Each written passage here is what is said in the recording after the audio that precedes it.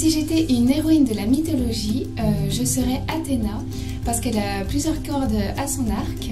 Donc elle est déesse de la sagesse, de la guerre et de la justice par exemple. Et en plus, tous les héros de la mythologie ont souvent besoin d'elle pour accomplir toute leur mission. Je préfère héroïne historique, parce que j'aime bien les romans historiques. On est dans un cadre qu'on connaît, donc quelque part, voilà, c'est plus facile de se plonger dans l'histoire.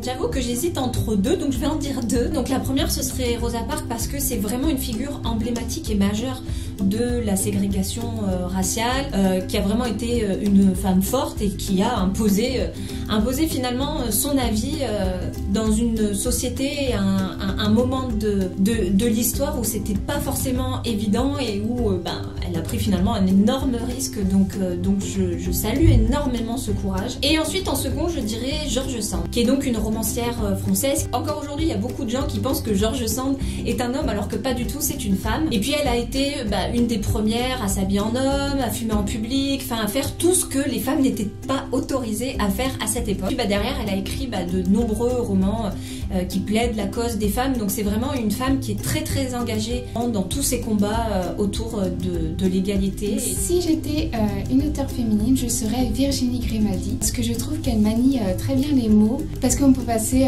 du rire aux larmes en quelques mots. Et en plus, ça a l'air d'être quelqu'un qui a vraiment le cœur sur la main et qui a vraiment beaucoup d'humour. Je serais l'arracheuse de dents de Franz-Olivier Gisbert. C'est une héroïne qui est forte et qui surtout refuse de se laisser faire dans un contexte historique qui est très, très compliqué et très, très violent en fait.